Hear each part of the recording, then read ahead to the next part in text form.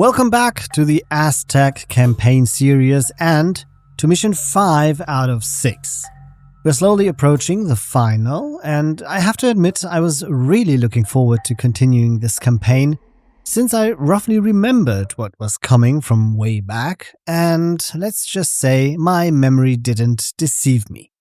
In the previous mission, after the Spaniards killed the Aztec ruler Montezuma, we managed not only to drive out Cortés and his men, along with their Tlaxcalan allies, from our capital Tenochtitlan, but also to inflict heavy losses on them.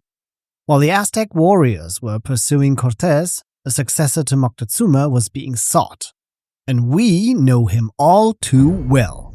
Passed down to you by Cuauhtémoc, Emperor of Tenochtitlan. The death of Montezuma only served to further inflame the fury of my people. I plan to lead the attack personally against the Spanish. That is as it should be, Cuauhtémoc, the priests told me, for you are now our emperor. I took my place on the Ixpali throne, and the headdress of the emperor was placed upon my head. A crown is never a comfortable thing to wear. Cortés had still not made it far from Tenochtitlan, for the Spanish were weighed down with our stolen gold. As they fled around the shores of the lake, my warriors pursued them in canoes. I sent additional warriors by land, for it was obvious now that Cortés was attempting to flee back to the safety of his allies in Tlaxcala. We caught up with the Spanish on the north side of Lake Texcoco. In Cuauhtémoc's account, he was appointed ruler by the priests, and that did make me curious about how Aztec rulers were actually chosen.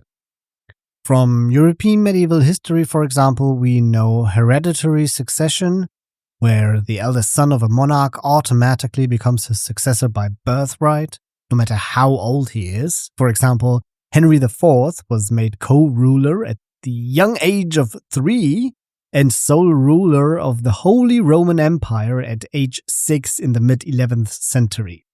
Unfortunately, the process of appointing new rulers among the Aztecs is poorly documented. The Aztec Empire should be imagined as a kind of confederation. Many Aztec vassals had rulers appointed by the Aztecs, loyal to them of course, and in charge of mainly overseeing tribute payments.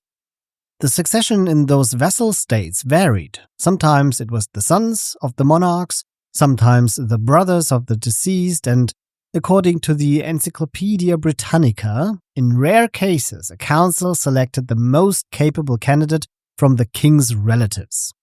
We don't know exactly who sat on such councils, but it's quite likely that priests were involved, so it does make sense what Cuauhtémoc's been telling us in this intro. Since the interim king after Moctezuma II had no surviving brothers or children, the choice fell on Cuauhtémoc, who, as a cousin, was at least distantly related to his predecessors. Montezuma's son, incidentally, had been killed during La Noche Triste, and otherwise would certainly have been a candidate as well. We don't know exactly when Cuauhtémoc was born, but it is assumed that he was about 25 years old when he was crowned. That's quite impressive, and Cuauhtémoc is basically the kind of candidate modern employers have in mind when they describe their ideal hire. Just 2 weeks ago, a student came to my office for advice on career prospects in education. She had just finished her master's in something that's called a Buchwissenschaft in German. It's literally translated to book studies, science of books, whatever that is in English. But she couldn't find a job because employers expected her to already have work experience, even though she just had graduated. Cuauhtémoc was the same age as that student, who is now beginning another degree with better job prospects.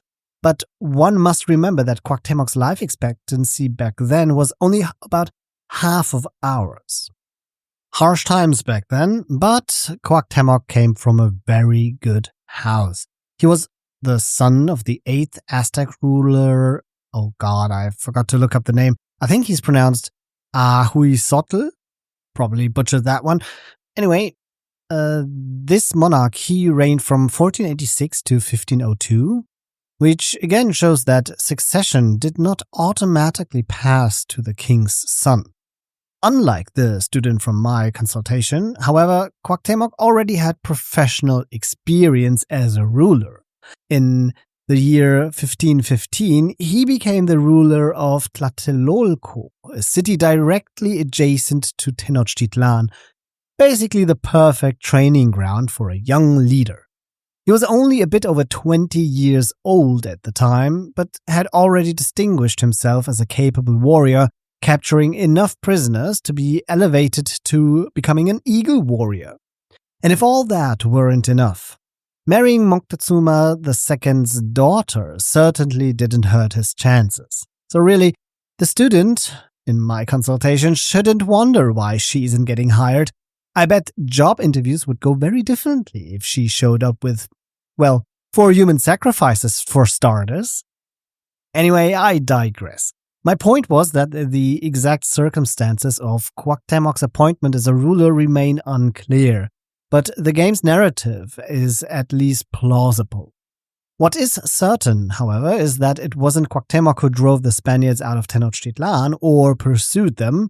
That was still his predecessor, Moctezuma's brother, who then died after, 70 days in as being the ruler.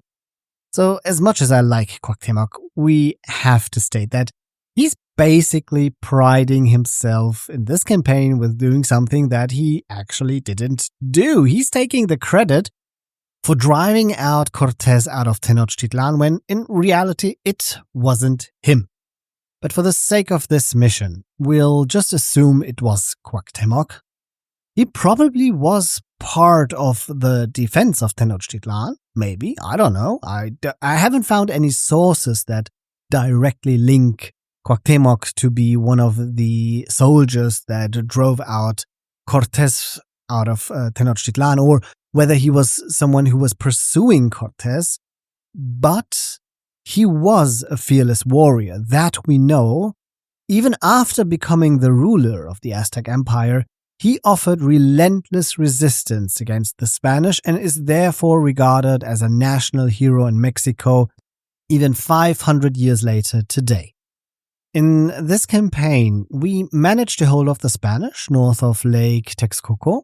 More precisely, this 5th mission probably takes place at Lake Zumpango, the northernmost part of Lake Texcoco, which, besides the main lake, also included 4 connected lakes. They were all interconnected, with Zumpango being the northernmost of these 4 lakes. Now that we've been able to pin down the Spanish, our goal is to defeat both them and their Tlaxcalan allies, hopefully once and for all. We get there from the south and have to destroy their joint fortress in the north of the lake. In the far south, we have a town center and some farms, while in the east we have a heavily fortified stronghold with a castle and various military buildings. That castle probably represents an Aztec military island in Lake Xaltocan. It took me some time, but the map in this 5th mission does a pretty good job representing the size of the historical clashes. Sure, the scale is totally off, but who cares, it's a video game. The map clearly mirrors real places, and I for one love that. So after we've gotten this overview, I think we can start the mission. At the beginning, we have a few ships, which I immediately sent north. When I later tried to select them, nothing happened. It quickly became clear that the Spanish controlled the waters. But my soldiers tell me we can gain a very different kind of advantage over the Spanish. My Emperor, we have been studying Spanish horses and cannon and have found that there is no reason Aztecs could not use these weapons, provided we had the proper materials. If we capture Spanish horses, it is possible that we could train cavalry of our own. If we capture their stores of gunpowder, we could even create some cannons to use against the Spanish. So whenever I hear something like that, it usually means I have to send my units to the remotest corners to find some hidden Spanish troops or horses. But first, we must chase down the Spanish. The Spanish shall never again set foot in Tenochtitlan. Let none escape our blades.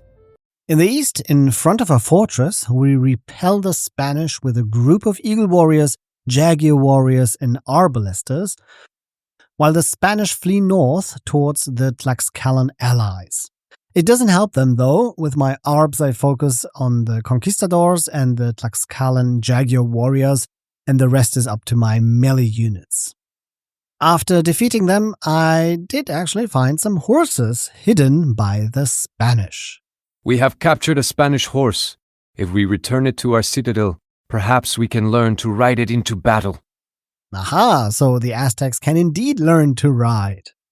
Too bad, the horses are penned in by the fortified walls. Don't ask me why, and it takes a while to free them.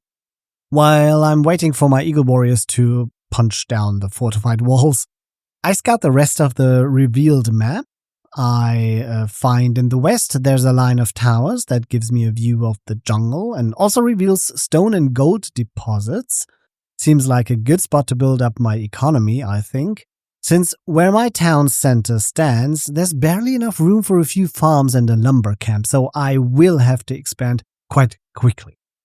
But the Tlaxcalans noticed my expansion right away and sent siege weapons and jaguar warriors and crossbowmen to destroy my town center that has just been built, forcing me to build a new one further south under the protection of my towers that were already pre-built for me.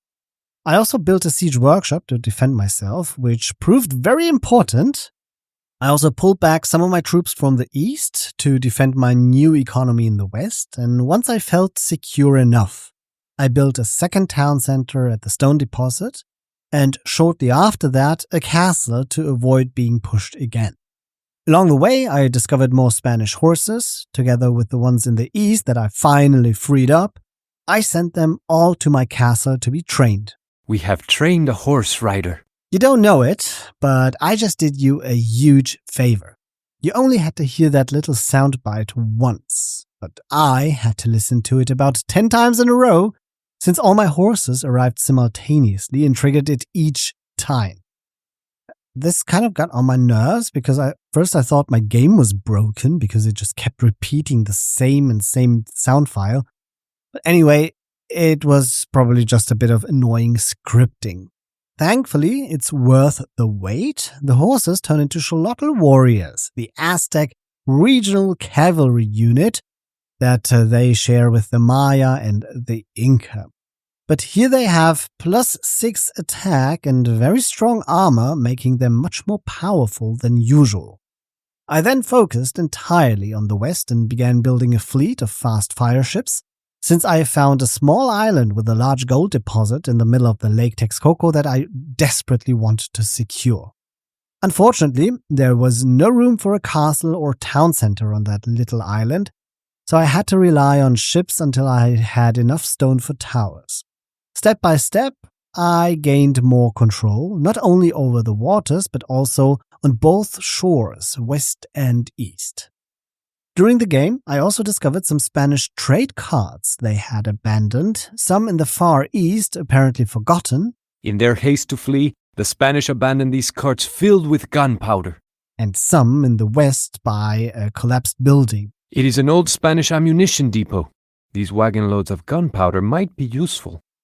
I sent all of those back to my castle as well, just like I did with the horses. Honestly, I expected hand cannoneers that I could use against the Tlaxcalans, but instead, I got a little surprise. We have created a bombard cannon. We have created a bombard cannon. We have created a bombard cannon. We have created a bombard cannon. Not so pleasant, right? I figured after the first time you'd think you were safe, so I used all my podcasting power to trick you, haha. Unfortunately, this doesn't just happen once in the mission, but I'll spare you the repeats. Or will I? No, honestly, I will. Don't worry. At least no one can say I didn't give you the authentic gameplay experience, right? In total, I got 7 bombard cannons, if you counted correctly, and as you can imagine, I now felt unstoppable. With these Spanish weapons, it was easy to crush both Tlaxcalans and Spaniards at the same time. In a spectacular 3-front war, I overran their defenses in the west with eagle warriors and jaguar warriors and traps, in the east with bombard cannons and xolotl warriors that I all conquered from the Spanish, and from the water with fast fire ships. It didn't take too long before I destroyed the Tlaxcalan town center, and they instantly surrendered. Only the Spanish remained, entrenched deep in the jungle with multiple castles. And to be honest, I was quite surprised by such heavy fortifications, considering they were supposed to be on the run and fleeing from us. But pinned down as they were, and thanks to my siege weapons, their castles fell one by one. And when I destroyed their last town center, they surrendered, even though one of their castles was still standing. What a great battle that was, and sure enough, you don't have to do it like me, you don't have to go all the way and fight on all fronts at the same time. But trust me, it was a lot of fun this way, because I actually believe that this mission is probably very easy if you take your time. And I also seized every advantage that was presented to me in this mission, and mercilessly turned the Spaniards' own weapons against them. I hope that the surviving Spanish on the edge of the lake could see as their captured comrades were dragged up the steps of the Great Pyramid. Perhaps they would then understand why we feared the wrath of the feathered serpent Quetzalcoatl. Perhaps they would know fear as well. With the fighting having subsided, there was much work to be done. Our city had suffered much from the Spanish occupation and the fighting in the streets. The priests set out to repair the temples, for the Spanish had cast down the idols that we had placed there. We began a celebration to give thanks to the gods when a great plague struck Tenochtitlan. Many of our people became helpless and could only lie in their beds. Many others died. We did not know if the gods were still unhappy with us, or if this was some weapon unleashed by the Spanish.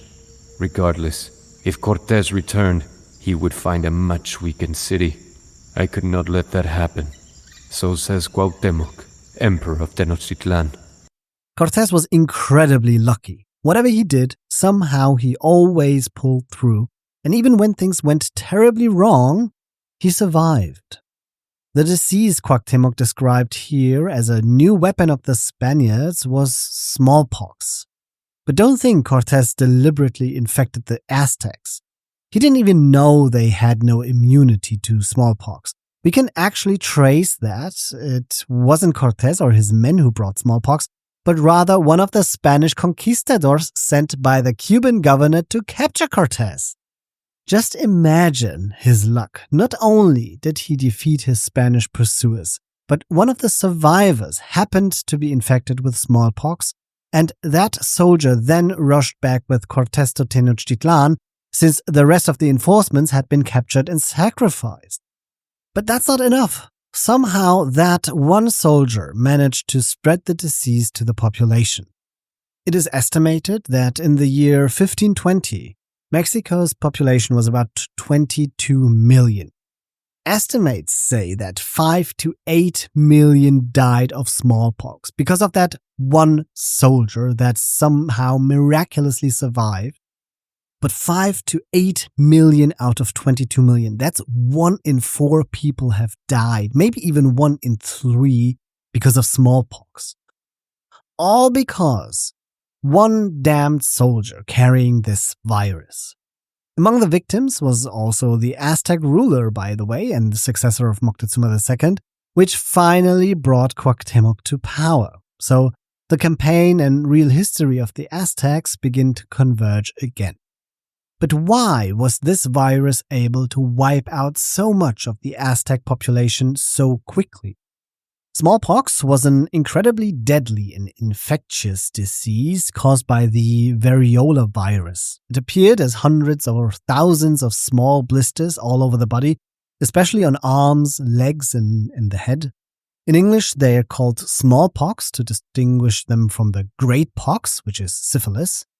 But unlike syphilis, which is a sexually transmitted disease, smallpox spreads much easier via droplets, like, for example, through coughing, which is probably something that happens a lot on a battlefield.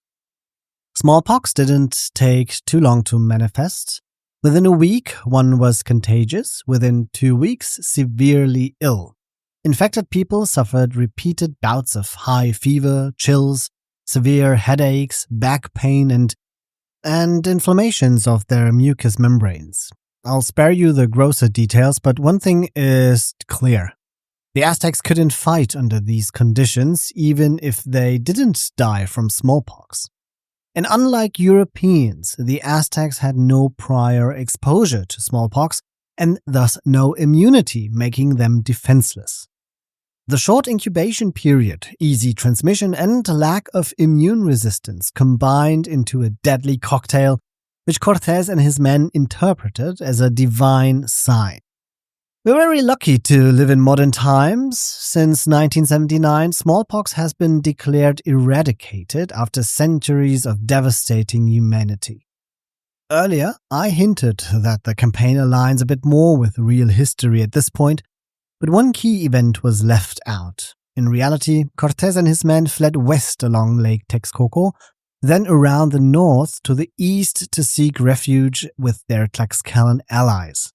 After nearly a week on the run, on July 7th in 1520, the Spaniards were intercepted by the Aztecs on a plain near Otumba. That's where the real battle corresponding to this mission took place, not north of Lake Texcoco, but east of it, near the Tlaxcalan border. This battle went down in history as the Battle of Otumba, a decisive Spanish victory over the Aztecs. Allegedly, about 500 Spaniards with an unknown number of Tlaxcalans faced over 20,000 Aztecs. So, after a week-long pursuit, the exhausted Spaniards faced confident Aztec forces. But two Spanish strategies instantly overwhelmed the Aztecs. First, they used their remaining cavalry to charge into the Aztec forces, terrifying the Aztecs, who apparently experienced Spanish mounted combat in open plains for the very first time. Second, the Spanish soldiers had orders to specifically target Aztec leaders, recognizable by their feathered headdresses. Spanish armor also gave them a massive advantage, shrugging off Aztec weapons while their firearms tore through the ranks. After the Aztec commander-in-chief was killed, the Aztec formations broke. Still, it's hard to explain how so few Spaniards managed such a decisive victory.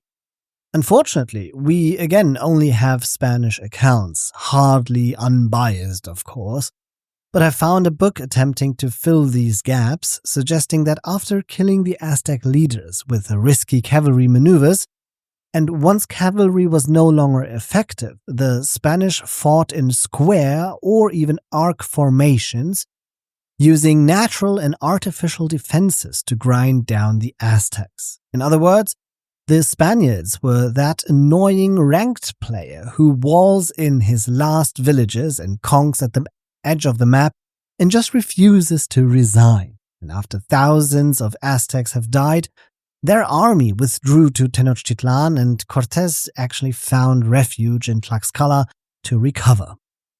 Since the campaign is told from the Aztec perspective, having the Aztecs lose would be hard to represent, so Cuauhtémoc's narration frames the disaster as being mainly due to smallpox. And don't get me wrong, smallpox was probably very decisive in this battle. I'd even suspect, though I found no sources to confirm it, that smallpox weakened Aztecs were already fighting at Otumba. Still, it's important to note that the Spaniards and their allies won a truly crucial battle there. While I was researching Otumba, I stumbled upon something that I can't keep from you, and strategy gamers will probably love this. I found an academic paper by an author called Lewis about simulating the Battle of Otumba in Medieval II Total War.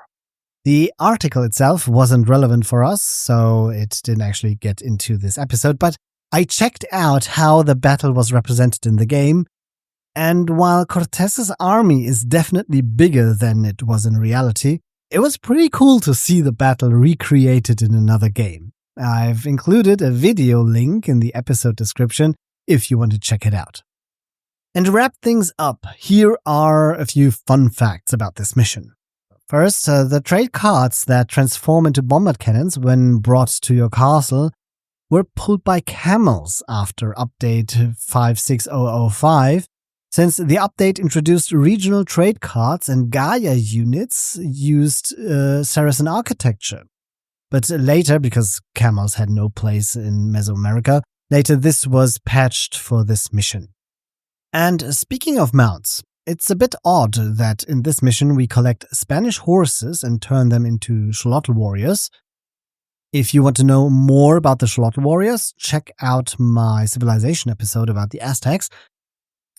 In reality, the Aztecs did have a use for these captured horses, though not in combat, but for mainly work and, of course, being the Aztecs, for sacrifice.